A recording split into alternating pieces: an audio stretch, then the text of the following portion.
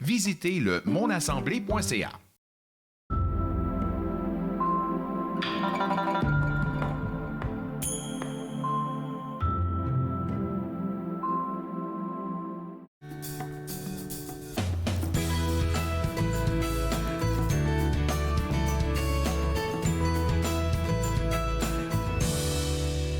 Bonjour et bienvenue à Entre nous, exclusivement sur les ondes de TV Rogers. Je suis Claude-Andrea Bonny. Je me ferai un réel plaisir de passer la prochaine heure avec vous.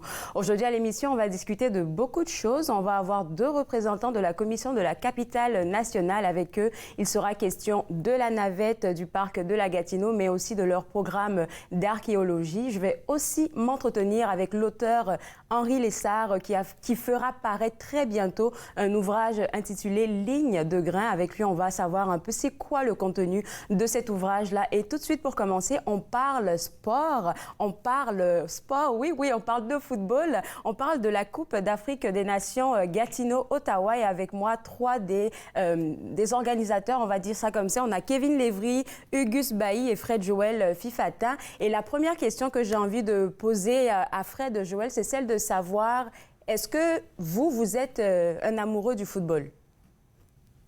Je suis un passionné de football. Merci pour la question. Je suis un passionné de football. C'est vrai que je pratique plus. Disons que j'ai pris ma retraite. Et vu que je suis passionné de soccer, l'idée nous est venue de pouvoir nous organiser autour de jeunes pour transmettre cette passion, cette ferveur et en profiter au maximum. Je ne sais pas si les gens qui nous regardent là pourront aller regarder et jeter un coup d'œil sur les réseaux sociaux. Ça fait un gros boom, cette annonce-là que vous avez faite de la Coupe d'Afrique des Nations Gatineau-Ottawa. C'est quelque chose qui n'avait jamais été vu auparavant. Quant à moi, dans la région, d'où est-ce que ça vous est venu, cette idée-là d'utiliser le sport pour réunir toutes ces communautés-là? On va y aller avec Kevin. Oui, l'idée nous est venue de comment on a fait un constat. Il y a plusieurs tournois, qui sont organisés un peu de partout, mais c'est un peu, on va dire, en vrac, en vite fait. Et nous, on s'est assis, on a réfléchi, on a dit, bon, les gars, pour la communauté, et il faut organiser vraiment un tournoi qui va faire vraiment, comme vous l'avez dit, un boom. Et donc, on s'est assis, on a dit, bon, on va essayer de mettre toutes les communautés ensemble pour faire ce tournoi-là. Et comme on le dit, le tournoi, là, c'est le nom Can Gâteau pour signifier, c'est la Coupe d'Afrique des Nations. Le gâteau, c'est pour Gatineau-Ottawa. Et voilà, donc, pour toutes ces personnes-là, pour toutes ces communautés africaines de base qui sont dans ces deux régions-là, on voulait vraiment se mettre tous ensemble pour former ce tournoi-là qui va être notre identité pour plusieurs années, pour longtemps. Et voilà, et donc, la diversité et tout, on a fait appel à d'autres équipes qui sont pas forcément du continent africain, comme le Canada, entre autres. Et voilà, donc vraiment, le constat, c'est là. On veut vraiment faire de ce tournoi-là un tournoi pour la communauté, pour tout le monde. On va y aller avec Auguste. Comment la communauté a réagi à votre annonce? Est-ce que les jeunes, surtout les jeunes, parce que je vois que ça s'adresse plutôt à la population jeune, comment ils ont réagi? Est-ce qu'ils étaient tout de suite contents d'embarquer? Oui, ils étaient très contents, ils étaient très nombreux à s'inscrire parce que déjà, ce tournoi-là dégage une particularité. Parce que nous, on est plus tourné vers le joueur, vers la visibilité des joueurs, faire ressortir les talents individuels de chaque joueur et les forces collectives. Du coup, on a décidé pour ce tournoi de filmer tous les meilleurs moments, les meilleures actions que les joueurs auront à reproduire pour qu'après ils puissent se revoir et se dire voilà, j'ai fait telle action, comme se sentir comme des joueurs professionnels. Donc, c'est vraiment cette idée-là que nous voulons faire ressortir à travers ce tournoi-là. Je pense pas que c'est se sentir comme des joueurs professionnels parce que j'ai pu regarder un peu sur les réseaux sociaux là. Je vois que les équipes ne badinent pas du tout. Il y a des entraîneurs et tout ça qui sont avec eux en train de les booster. Donc la préparation elle est rude là. On n'est pas là pour jouer. Pas du tout. Effectivement, elle est vraiment rude et toutes les équipes sont préparées. Il y a des équipes qui se préparent depuis l'annonce, ça fait depuis 2 mois. Il y a des entraînements, il y a des matchs amicaux qui sont organisés. Ils nous envoient des photos sur nos réseaux sociaux, comme vous l'avez dit, si tout le monde y va. vous allez voir plein de trucs. C'est depuis 2 mois, depuis 3 mois que tout le monde se prépare et tout le monde vraiment est en attente de cet événement-là qui, je pense, va être un grand événement. Hein. La compétition est prise très au sérieux parce qu'elle est organisée de façon très sérieuse. Les récompenses sont très importantes. Donc, il y a toute une logistique derrière. Des coachs, les équipes s'entraînent 3 à 4 fois par semaine. C'est vraiment un suivi qui est très rigoureux. Ils ne sont pas là pour badiner, ils ne sont pas là pour rigoler. C'est du jeu, mais ce n'est pas du jeu. C'est tellement bien dit, là.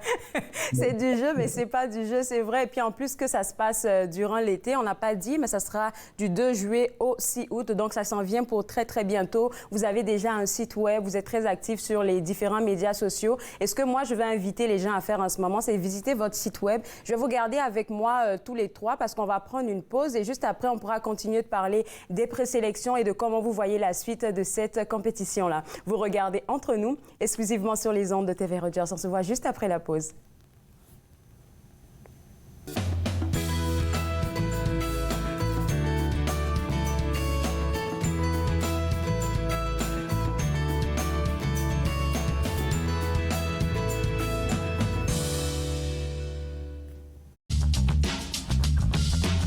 Cette émission est présentée par Télé Élan. Vous êtes enfin aux commandes.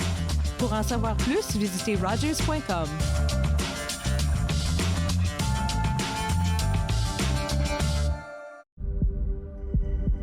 On peut souffrir, être blessé, être écorché, ralenti, désemparé, même paralysé. Mais rien ne peut nous abattre, car nous sommes bâtis sur des fondations solides, inébranlables comme notre mission. Combattons. Combattons ensemble. À la prochaine émission Promenade dans le temps, je vous invite à découvrir nos croix de chemin, témoins du patrimoine religieux et culturel franco-ontarien, ainsi que la magnifique église et le presbytère château de Très Sainte Trinité de Raclune, 2 joyaux du patrimoine religieux franco-ontarien. Promenade dans le temps, mardi 19h30 sur TV Rogers.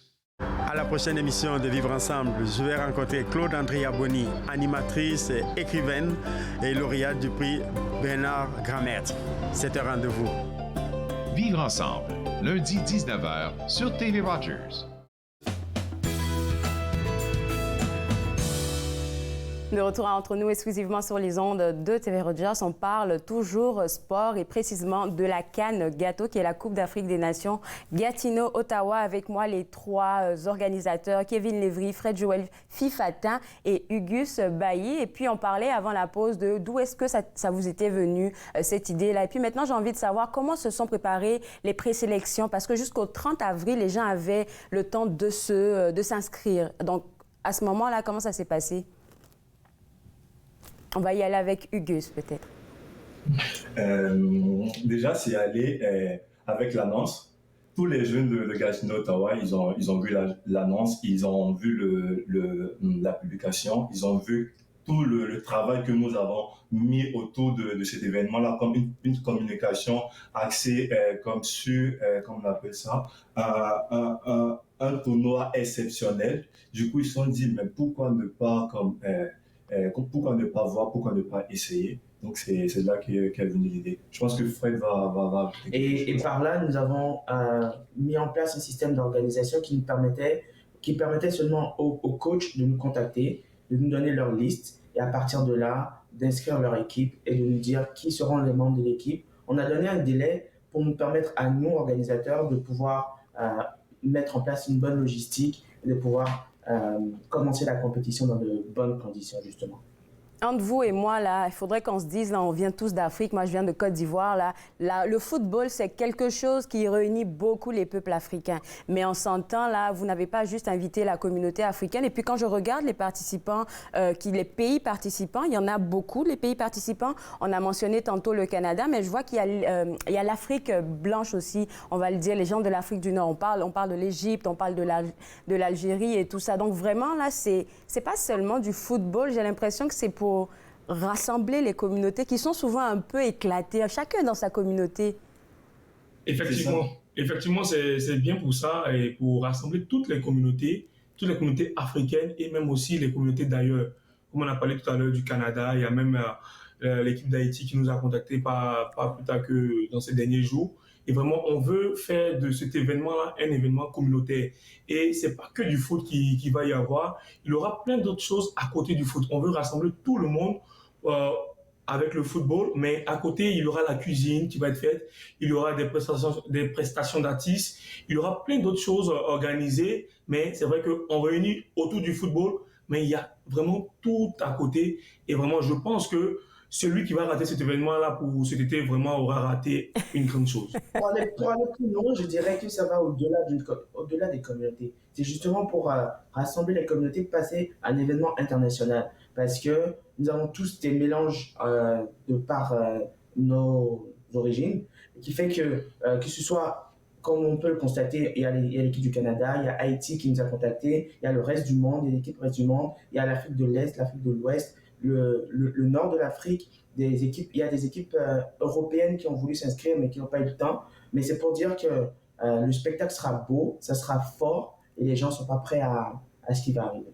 Et enfin, l'idée, c'est vraiment de pouvoir encourager les jeunes, surtout de la communauté Gatineau, de la zone Gatineau-Ottawa, à pouvoir s'engager au sein de leur communauté et faire aussi la promotion de la richesse, de la diversité culturelle. Du coup, ça sera une grande manifestation amicale, ludique, afin de permettre vraiment aux jeunes de pouvoir s'amuser, surtout en été. Pour une première édition, je suis vraiment contente pour vous là parce que de ce que je vois, une belle couverture médiatique. Vous travaillez très fort sur cette compétition-là. Et puis, je vois que le centre sportif de l'UQO sera votre partenaire officiel. Donc, ça, c'est pas rien. On va y aller avec Effectivement, oui, le centre sportif de l'UQO sera notre partenaire officiel. Et il y a plein de partenaires. Il y a des partenaires comme Planète Football, il y a des partenaires culinaires, comme on le disait. Il y a des équipes qui nous ont contactés. Il y a même Soccer Outaouais.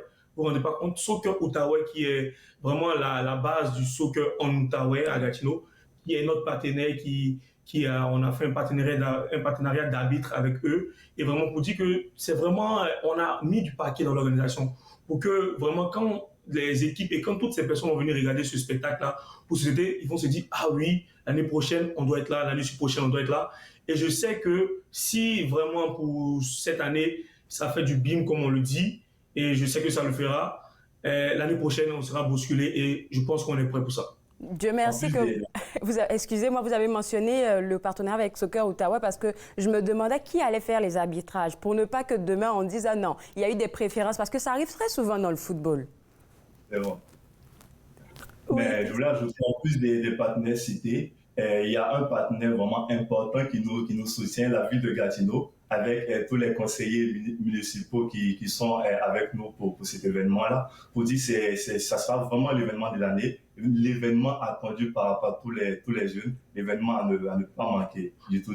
Ouais, surtout, c'est ça, on voulait faire un remerciement spécial à tous nos parrains, M. Steve Moran, le conseiller municipal de All Right, M. Steven Bovin, le président de la commission sport et loisirs de Gatineau, et Mme Tiffany Lynn Norris, parent, qui est la conseillère municipale de Touraine.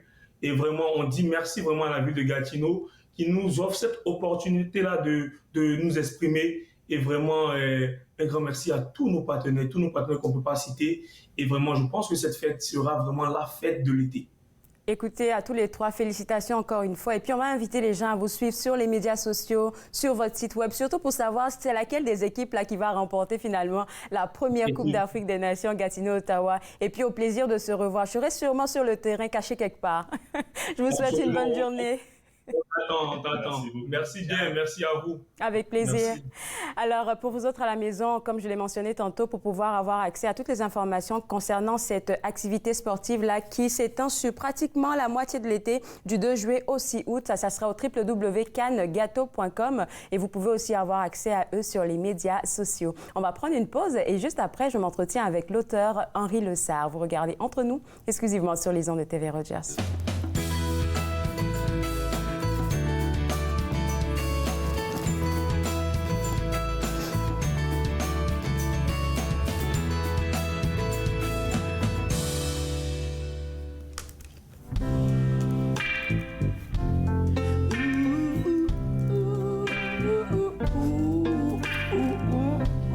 Yeah.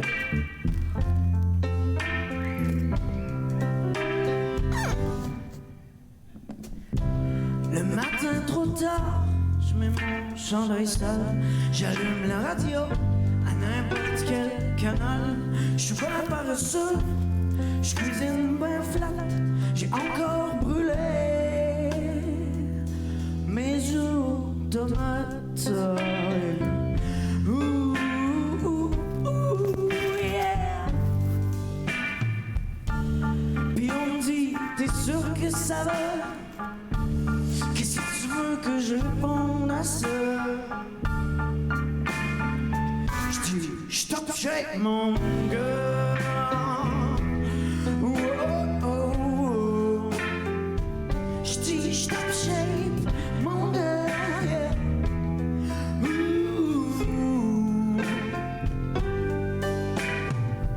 De ce temps-là, c'est comme si les coquines me voient venir à 1000 à la ronde. J'suis pas capable de leur mentir. J'parlais de me caser, à me tourner les pouces. Ça tourne mieux à deux. Et où moi ma douce?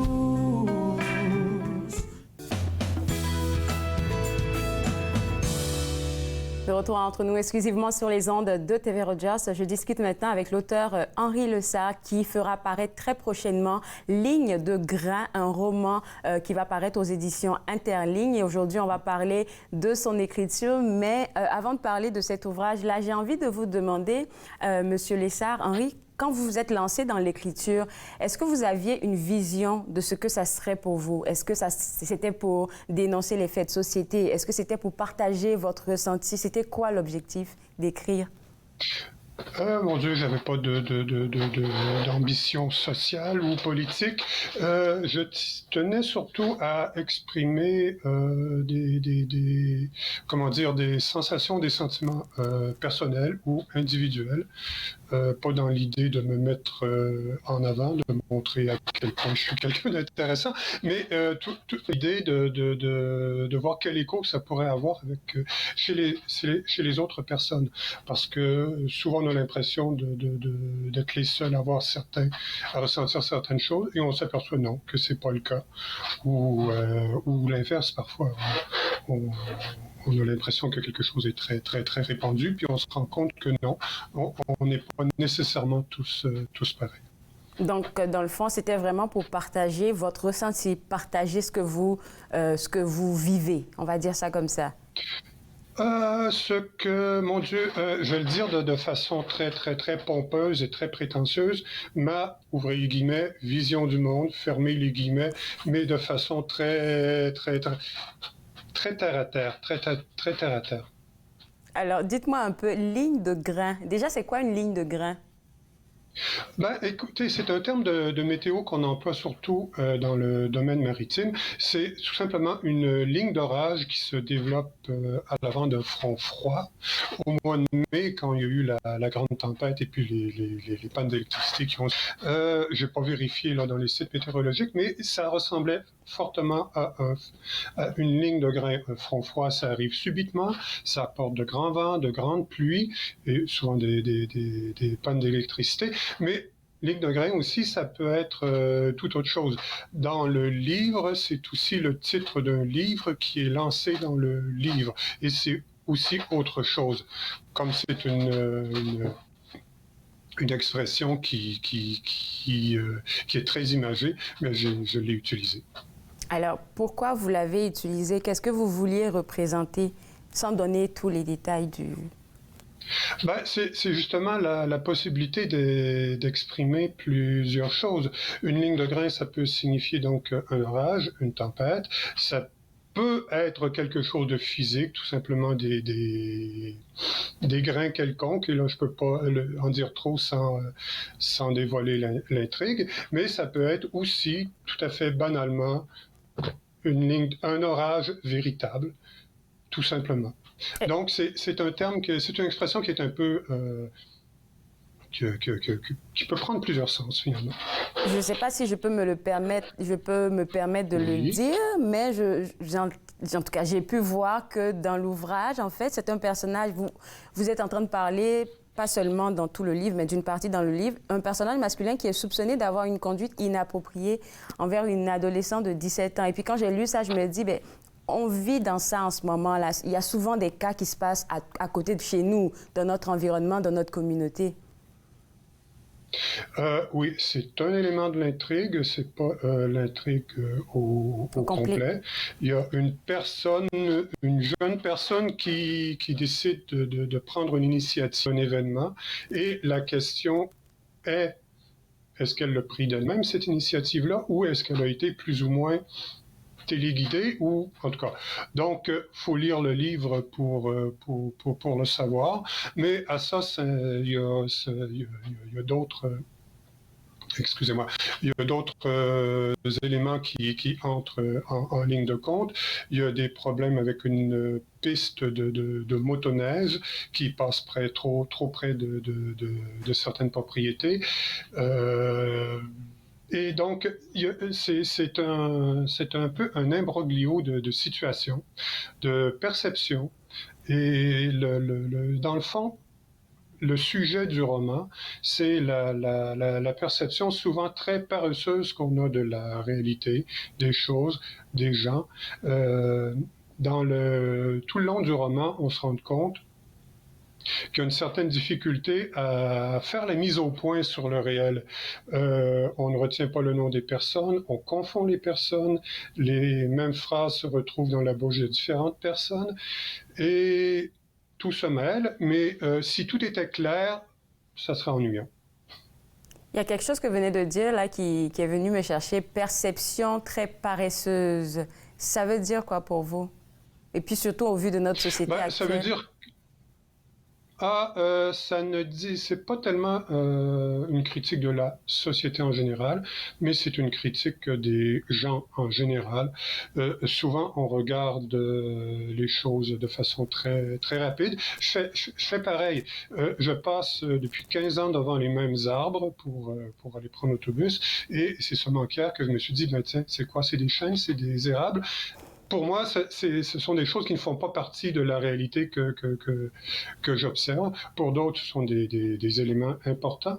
Mais il y a des tas de petits éléments comme ça de la réalité. Parfois les noms de personnes, parfois les liens de parenté, parfois ce que font les gens qui nous échappent, où on croit qu'on les a vus, on croit qu'on les a saisis, on croit qu'on les connaît, mais on est toujours un peu dans le flou à leur égard. J'aime bien ce que vous dites là, parce que vous l'avez un peu dit tout à l'heure aussi, une information peut passer de moi à vous, de vous à quelqu'un d'autre, ça ne sera pas la même information à la fin, et puis souvent c'est comme ça que ça crée des malentendus qui ne doivent même pas être. Exactement, et il y a certaines personnes qui s'entêtent dans les malentendus, et bon, j'en dis pas plus. Non, parce que si j'en dis pas plus, évidemment, je peux pas dire qu'est-ce qu'en fait. OK, parfait. On va garder ça pour l'instant, mais juste pour faire la discussion, là, je me rends compte que, dépendamment des deux thématiques que vous venez de donner, là, ça nous donne un peu, en fait, les sujets du livre Ligne de grain, parce qu'on se dit, c'est vraiment de la société. Moi, ça c'est mon avis. C'est vraiment de ce qui se passe dans notre société que vous êtes en train de parler, que chacun ait un miroir devant lui, peut-être pour se donner sa propre opinion après avoir lu le roman. Oui. Oui. C'est exactement ce que vous... Oui, parfois on est rejoint par la réalité. Je parlais des pistes de motoneige. Je me suis inspiré d'événements qui se sont déroulés il y a peut-être une quinzaine d'années dans les Laurentides. Mais là, je viens de voir dans le droit qu'à Val-des-Monts, on a des problèmes avec les VTT. Bon, les motoneiges, c'est en hiver, les VTT, c'est plutôt en été. Mais donc, ce sont des sujets qui sont toujours d'actualité. Écoutez, je vais vous garder avec moi, on va prendre une petite pause et on revient juste après. Vous regardez Entre nous exclusivement sur les ondes de TV Rogers.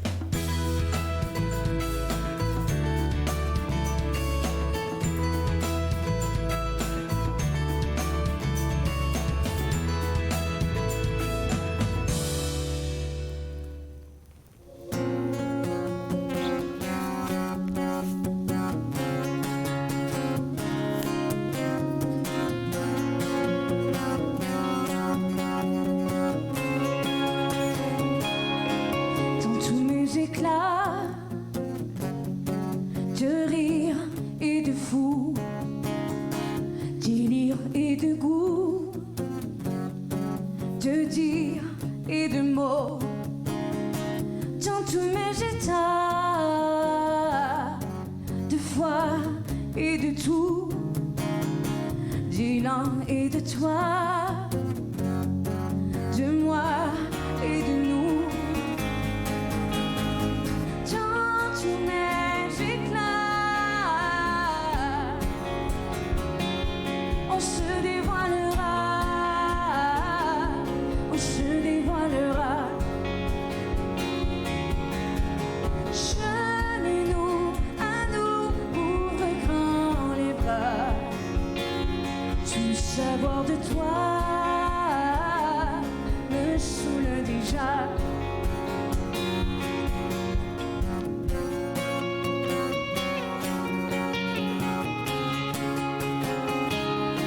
Dans tous mes débats de terre et de cris,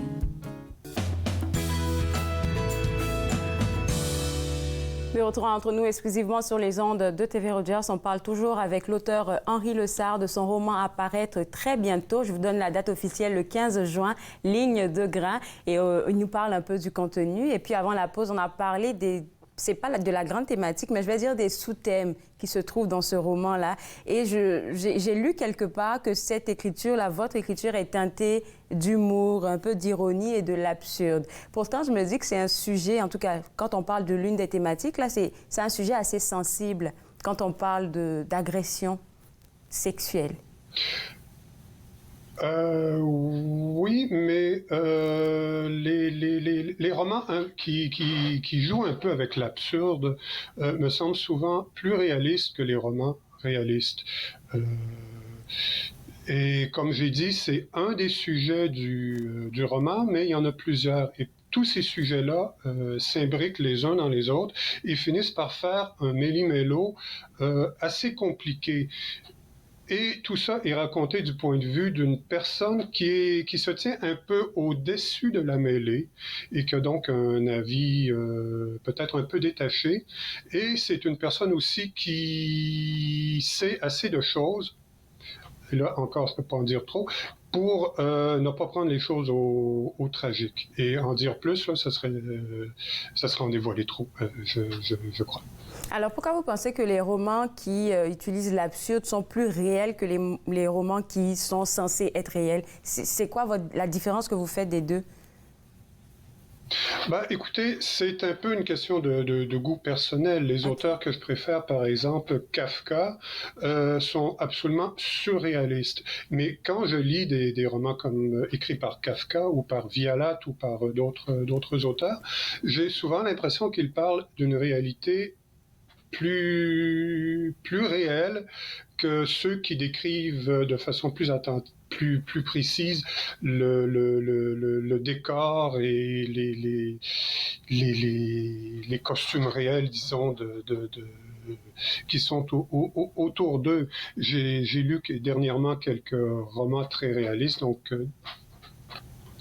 dont celui de Philippe Roth, La Tâche, et j'ai arrêté après quelques dizaines de pages. C'était tellement journalistique, c'était tellement précis, on avait presque l'impression parfois de lire un traité sur, par exemple, il y a une des personnes du roman qui travaillait dans une ferme, j'avais presque l'impression de lire un mode d'emploi de la machinerie agricole. J'ai arrêté. C'est un livre très intéressant sur le point de vue social, mais le réalisme poussé trop loin ou à trop de détails finit par embrouiller les choses. Et là, c'est ma réponse qui commence à être un peu trop longue, puis peut-être que c'est moi qui suis en train d'embrouiller les choses. Dans Ligne de grain, je voulais parler, vous l'avez mentionné un peu, dans Ligne de grain, la narratrice, c'est une femme. Donc, comment vous arrivez à vous mettre dans la peau de quelqu'un d'autre pour penser comme elle? Parce que si vous avez choisi une femme, je me dis que c'est par rapport à un objectif. C'est un peu dans la continuation de mon premier recueil, mon recueil de nouvelles qui était paru il y a en 2019, Grève des Anges, que j'étais venu présenter à vos locaux. C'est un peu donc une suite, mais si un personnage est humainement crédible, il n'y a pas de problème. Et dans Ligne de grain, il y a des hommes, il y a des femmes, il y a des jeunes, il y a des plus vieux, il y a des personnes qui étaient vieilles pour moi quand j'ai commencé à l'écrire et qui, maintenant que le livre paraît, ont mon âge. Donc, ça me met dans une drôle de situation. Mais je ne crois pas qu'il y ait de problème. Sinon, on ne pourrait pas écrire de roman si on ne pouvait pas se mettre à la place de tous les personnages du roman. Je suis très d'accord avec vous aussi. Et puis, il y a autre chose qui m'intrigue un peu. J'ai cru voir quelque part que vous avez écrit ça vraiment... vous avez commencé à écrire ce roman-là il y a vraiment très longtemps en arrière. Pourquoi c'est maintenant que vous le faites paraître? Premièrement, pour le faire paraître, il faut trouver un éditeur qui veuille bien le faire paraître. Et la première mouture que j'ai rédigée était achevée vers 2010, mais j'avais voulu écrire un livre très intelligent et avec des intrigues très compliquées et très emmêlées. Et apparemment, j'ai pas réussi. Alors, ce que j'ai fait, je l'ai repris il y a quelque temps, vers 2019, et j'ai réduit les intrigues qui étaient trop nombreuses à qu'est-ce qui était nécessaire, à qu'est-ce qui suffisait. Et finalement, je l'ai proposé à ce moment-là à un éditeur. Mais entre 2010 et 2019, la société n'a pas tellement changé et tous les thèmes qui se retrouvaient dans le livre sont toujours d'actualité. Dites-moi, le village du lac des Hauts dans l'Outaouais, où est-ce que l'intrigue là se passe? Est-ce que c'est un coin qui existe vraiment? Ça n'existe pas, c'est un mélange, si on veut, de tous les villages qui se retrouvent le long de la Gatineau. Je me suis un peu inspiré de Cantley, où les gens se font construire de très grosses maisons qui jurent un peu avec les maisons du village qui existaient depuis longtemps. Donc, ça pourrait être n'importe quel endroit au nord de Gatineau. C'est simplement que j'avais besoin d'un endroit qui ne soit pas situé n'importe où dans le monde. Il fallait quand même le situer dans un contexte assez précis, assez loin de la ville, assez près de la ville. Et donc, c'est un endroit fictif. J'ai une question que j'avais vraiment envie de vous poser. C'est en rapport avec les différents personnages de vos ouvrages. Comme par exemple, ici, on parle de la narratrice qui a 18 ans, d'une autre adolescente qui a 17 ans, qui est supposée avoir subi des agressions sexuelles. Puis quand je fais référence à votre précédent ouvrage, Grève des Anges, c'était aussi une jeune fille qui, je vais dire, luttait un peu avec le sentiment de rejet. Et là, ça me rappelle que, ça m'a fait réaliser que vous êtes vraiment en train de montrer un peu dans vos écrits comment les jeunes vivent certaines affaires. Je ne sais pas si je me trompe. Je ne montre rien à personne, c'est vraiment une création personnelle. Les deux ont été écrits un peu en même temps. C'est les circonstances qui font que Grève des Anges et Ligne de grain sont publiés peut-être quelques années après leur rédaction. Mais c'est vraiment des points de vue personnels. Je ne donne la leçon à personne. Et mon prochain ouvrage, qui est publié, il y aura deux narrateurs, en fait, une narratrice et un narrateur. Ça donnera peut-être un point de vue un peu plus équilibré, mais j'ai pas plus de facilité ou de difficulté à écrire avec un narrateur qu'avec une narratrice. C'est juste, c'est peut-être une impression qui est fausse, mais j'ai l'impression qu'avec une narratrice, il est possible de faire passer plus de choses, plus de sentiments. Mais c'est un point de vue personnel. En tout cas, beau travail à vous. Vous l'avez dit, l'ouvrage sera disponible au grand public à partir du 15 juin. Je vous souhaite bon succès pour celui-là et puis au plaisir de se reparler. Oui, aux éditions L'Interligne, je crois avoir oublié de le dire. Et puis, c'est moi qui vous remercie. Au plaisir.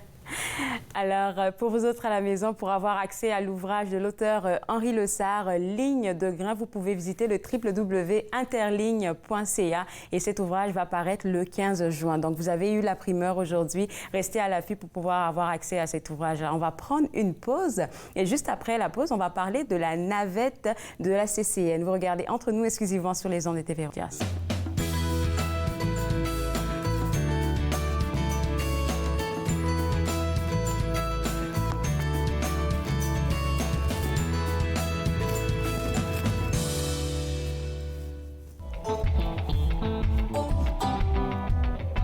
Sous le soleil des affamés, lui s'en va le ventre plein. Toujours à s'éloigner, l'envie de partir à portée de la main. Si ce n'était que de l'histoire, dans son rétroviseur, de celle si seule assise derrière, dans son rétro qui pleure, confort sous un torrent de pluie. Car sa vie le retient, du peu, il tient encore dans les mains le reste. Il s'en plaindra demain, ce geste aura raison de lui, modeste désir qui ne reviendra pas. Le temps qui s'effrite pas à pas, rattrape toujours celui qui fuit. J'étancherai ma haine, je soignerai ma paix. Itinérance en solde, toujours insatisfait. J'étancherai ma haine, je soignerai ma paix. Itinérance en solde. Dans cette ville qu'il a vu naître, l'appétit est maître. À ce vouloir d'exil, cette fin pourtant il sait finira peut-être par tout lui prendre. En dédain, à quoi s'attendre quand le poison lui fait son effet? Mais ça vous le saviez déjà, au chat qui dort on ne touche pas. Les dégâts de la loi du talion ont fait de nous ivrognes et pions. La quête d'échappatoire dans un monde de fabulation. Bientôt à en perdre la mémoire, duquel des deux avait raison. J'étancherai ma haine, je soignerai ma paix. Itinérance en seul, toujours insatisfait.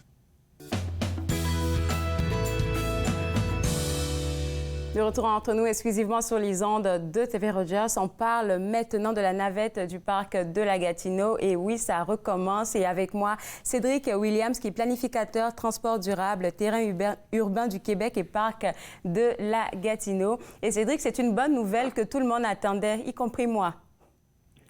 Moi, je suis heureux de savoir que vous l'attendiez, puis j'espère aussi que les gens ici dans la région de la capitale nationale vont pouvoir en profiter aussi. Première question pour vous, vu qu'on sort d'une longue pandémie, est-ce qu'il y aura des changements? Vous voulez dire au parc en général? Dans le fond, le parc a toujours été accessible aux gens durant la pandémie, moyennant quelques mesures à des endroits. Donc, on sait qu'il y a eu quelques allègements récemment, là. Mais dans l'ensemble, nous, on continue à inviter les gens là, à respecter l'ensemble des autres usagers, donc de rester distancés autant que possible. Et pour ce qui est, entre autres, de la navette, là, les consignes de santé publique qui s'appliquent présentement pour les transports en commun vont s'appliquer aussi, là, ce qui veut dire que les gens vont être appelés à porter le masque en utilisant la navette. Alors, la navette va débuter, en tout cas, on pourra avoir accès à la navette à partir du 25 juin au 28 août 2022. Alors, est-ce si on parlait des départs et oui, c'est ça, des départs, des coins de départ?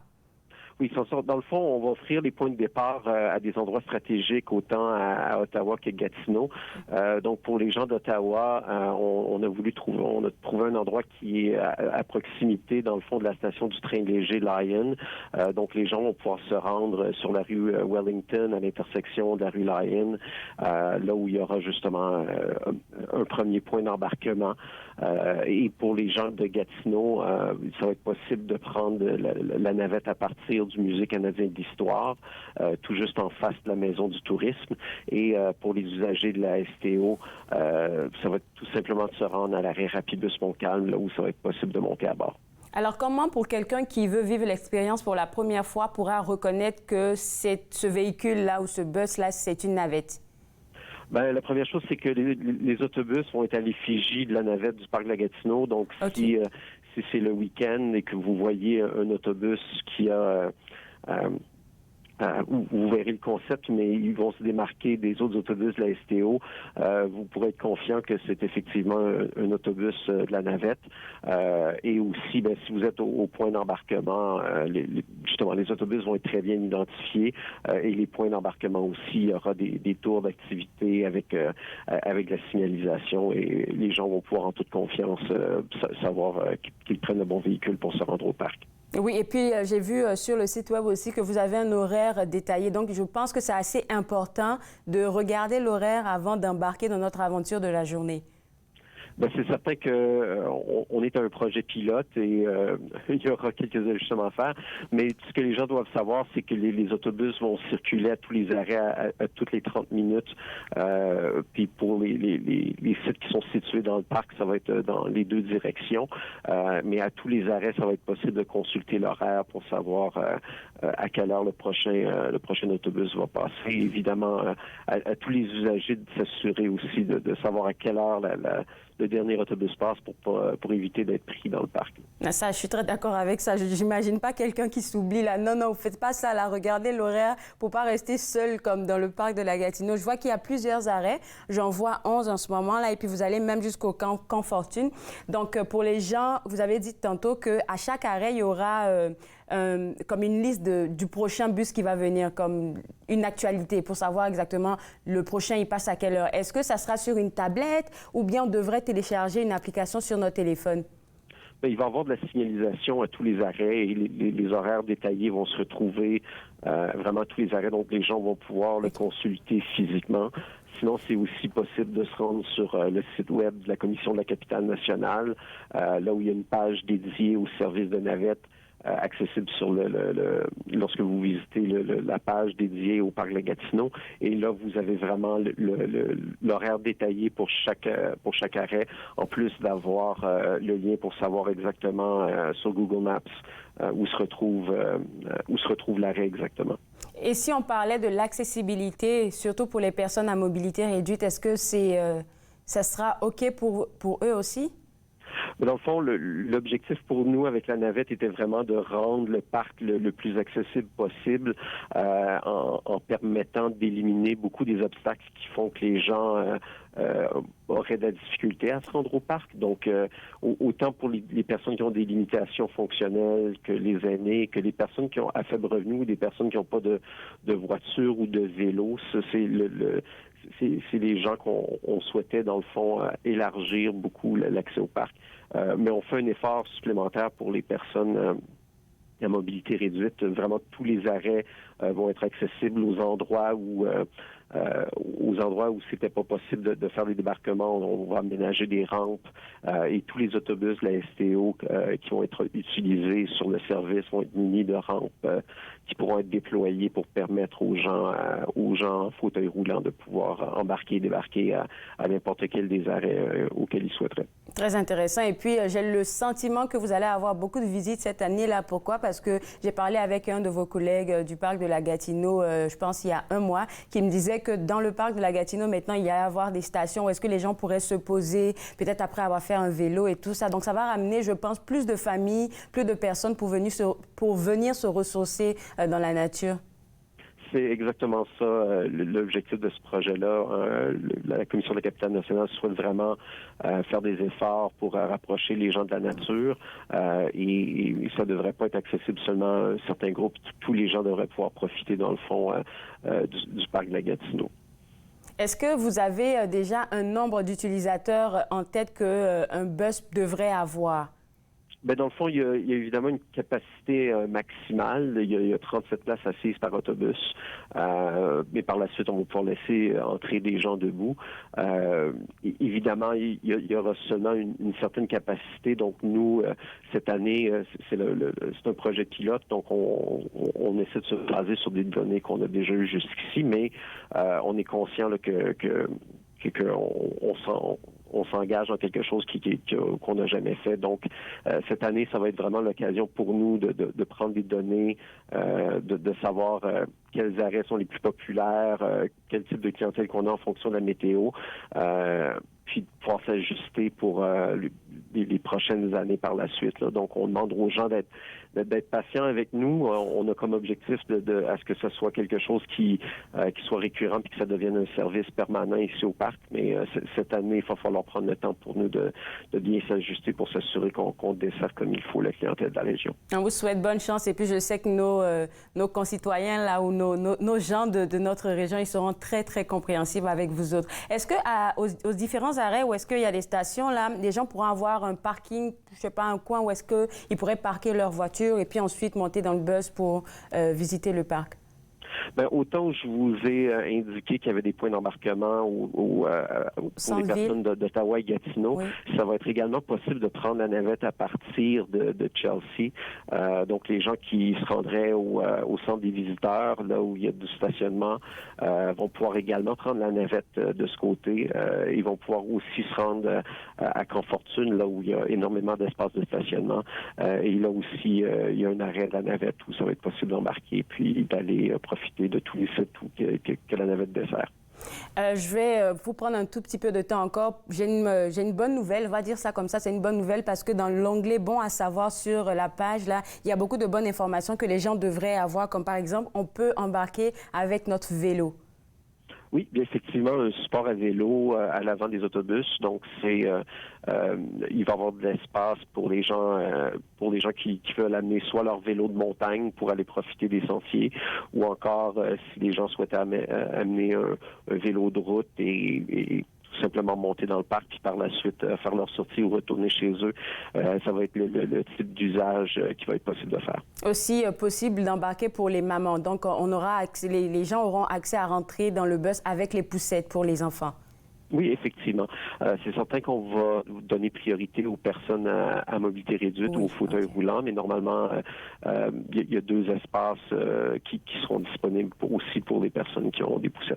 Et les chiens, c'est seulement les chiens qui doivent, comment je vais dire ça, il y a des chiens spécifiques qui peuvent être accompagnés, les chiens d'assistance. C'est ça, c'est les animaux d'assistance, justement, les gens qui ont, dans le fond, il faut que ce soit un animal qui est enregistré à cet effet-là. Okay. Mais ça, c'est les mêmes règles que celles qui s'appliquent pour les autobus de la STO. Écoutez, merci beaucoup. Je ne vais pas vous garder plus longtemps parce que je dois parler avec votre collègue juste après la pause, mais on va inviter les gens à regarder le site web parce qu'on n'aura jamais assez de temps pour parler de tout le travail que vous avez fait pour rendre accessible la navette. Merci encore, Cédric, et bonne journée. Bonne journée.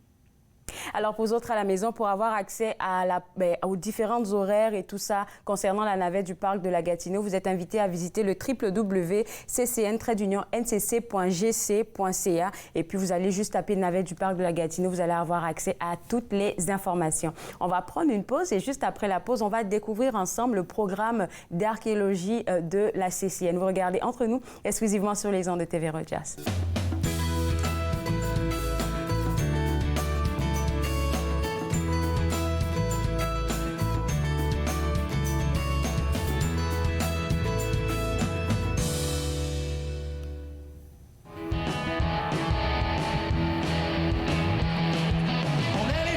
Sur le bord du fleuve, tout frais sorti, tu te la journée était neuve. Avec l'air de la mer puis une caisse de bière, on allait enfin exaucer nos prières. Alright! Et là tu vois que tu débarques, puis t'as vraiment l'air en beau joie de vert. Tu crashes le fight, tu gueules là, tu tailles, retourner dans la ville, laissez tomber tranquille. Mr. Right, tu voudrais donc que le monde s'arrête. Mr. Right, I think you're wrong but I'm gonna fight. Alright, Mr. Right. Alright, alright, alright, Mr. Right.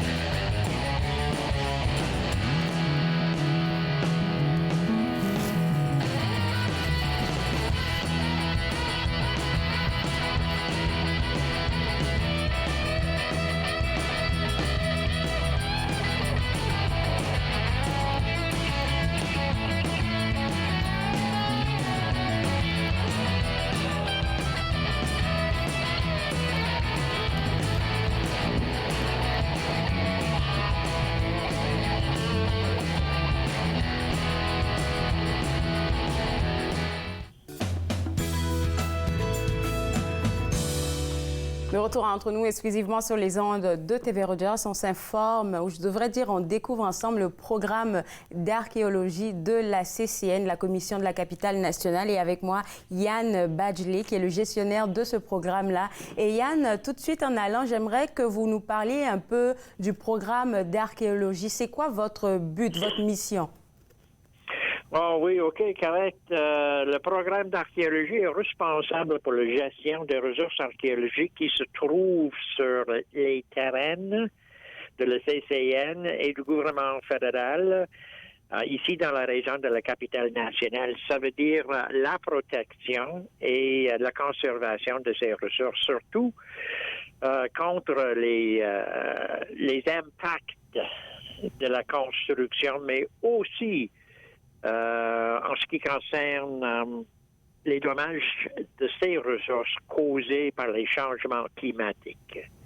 J'ai plusieurs questions à vous poser. Là, je me demande même si on va avoir le temps. Je vais y aller tout doucement. D'abord, comment vous désignez en fait un endroit et puis vous vous dites c'est là qu'on va faire des fouilles parce qu'il se peut qu'il y ait des affaires là? Ah, bien, il y a deux catégories de ressources archéologiques. L'une, c'est préhistorique, puis l'autre est historique. L'histoire commence dans la région, l'histoire européenne ou dérivée européenne commence en 1613 avec Michel Champlain quand il a voyagé sur la rivière et est passé par ici.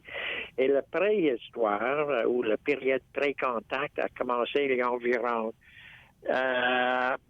on dirait 11 000 ans avant aujourd'hui. Donc, on a certaines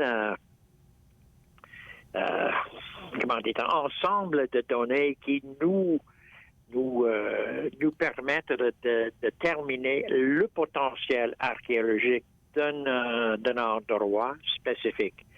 Alors, c'est à partir des sondages de ces endroits qu'on est permis de confirmer la présence ou l'absence des ressources archéologiques. Et vous, si vous pouviez me voir, là, je suis en train de sourire ici parce que je me dis ça doit être un travail passionnant de se dire il y a quelque chose ici qui peut nous informer sur notre histoire à nous-mêmes. Donc vous, en tant qu'archéologue, là, quand vous trouvez un lieu où est-ce que vous faites des fouilles, lorsqu'on termine la fouille, c'est quoi l'étape après quand vous découvrez quelque chose? Oh, ben, ça dépend de si cette archéologique est menacée par les travaux de construction ou d'un autre événement, c'est fouillé complètement. On prend toutes les ressources nécessaires pour fouiller le site, pour enlever toutes les données culturelles de cet endroit.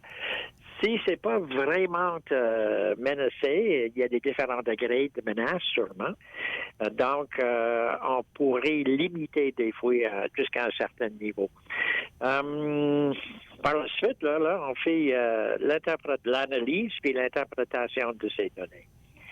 Et, en principe, les collections d'artefacts sont déposées dans un musée ou une remise quelque part. Malheureusement, toutes les remises fédérales, tous les entrepôts fédéraux là, sont pleins en ce moment, puis le CCN garde temporairement tous les artefacts que nous avons recueillis depuis, oh mon Dieu, ça fait 25 ans, un peu plus. On a à peu près 500 000 objets ici dans notre laboratoire.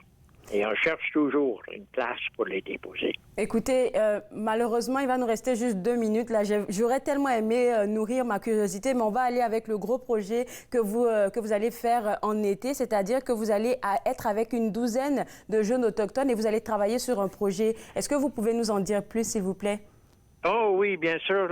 Cette année-là, c'est le CCN, c'est le programme d'archéologie qui va gérer l'école de fouilles autochtones. On a commencé il y a une semaine. Puis ça va durer jusqu'à la fin de l'été, jusqu'à la fin du mois d'août et peut-être jusqu'au mi-septembre. Il y a une douzaine de jeunes autochtones, jeunes Algonquins de 3 communautés, Anishinaabe. Et c'est eux autres qui vont prendre la responsabilité de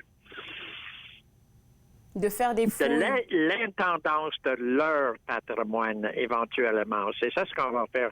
Puis, pendant le mois d'août, là, on va faire des fouilles publiques sur un site très ancien au parc de l'Académie, et c'est l'école de fouilles autochtone qui va gérer ces fouilles publiques cette année. Merci. Donc, merci beaucoup, M. Badjile. Malheureusement, il nous manque de temps. Écoutez, on aimerait ça vous revoir sur l'émission là, un de ces jours. Je vous souhaite une bonne journée. Merci beaucoup. Bonne journée.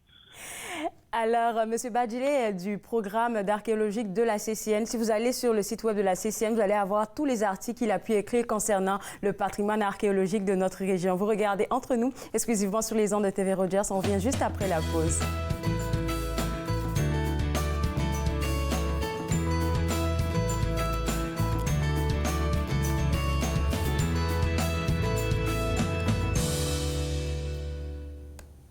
L'industrie canadienne du cinéma et de la télévision a besoin d'une main-d'œuvre plus diversifiée, qui offre plus de possibilités aux personnes noires, autochtones et de couleur. Embaucherdiversité.com est là pour ça. Que vous soyez débutant ou expérimenté dans le métier ou à la recherche de talent, Embaucherdiversité.com vous connecte avec les bonnes personnes, du scénario au développement et de la production à la commercialisation en passant par la distribution. Embaucherdiversité.com, ensemble pour une industrie plus forte. Petit détail sur la cathédrale. Le peintre des 4 saisons, mercredi 19h30 sur TV Rogers.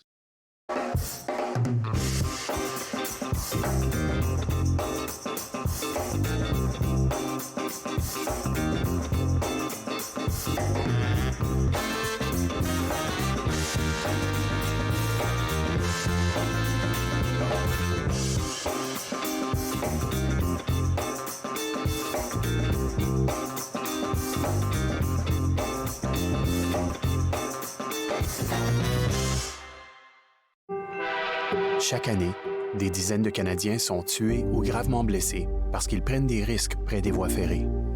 Parlez de la sécurité ferroviaire à vos proches. Visitez le finilesvoiestragiques.ca.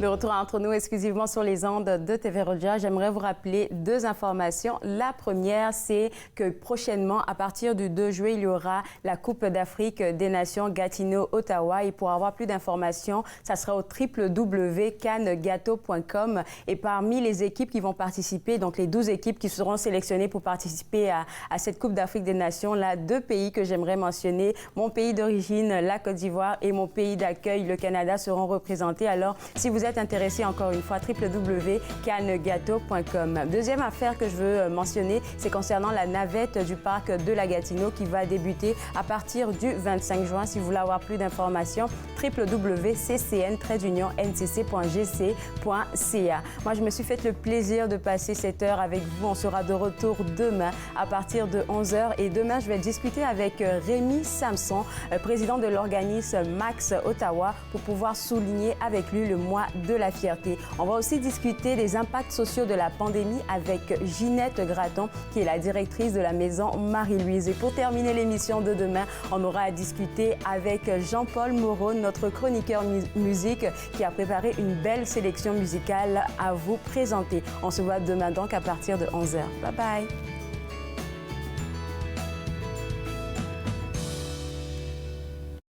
Faites-nous part de vos commentaires en composant le 613-521-2323 par courriel sur Facebook et Twitter.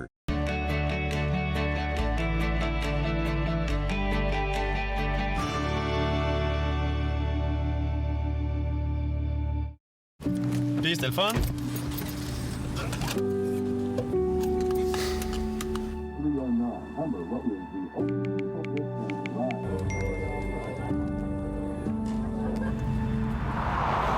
Regarde l'auto.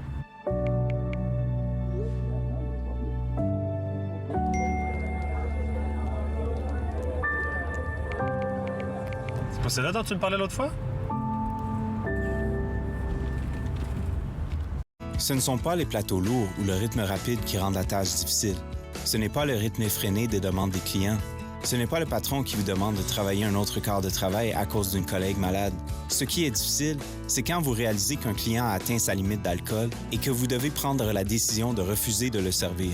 Refuser de servir de l'alcool, ce n'est pas personnel, c'est la loi. Merci aux serveuses et aux serveurs de l'Ontario qui s'acquittent de leurs tâches difficiles. Nous savons que ce n'est pas facile, mais nous comptons sur vous pour assurer notre sécurité.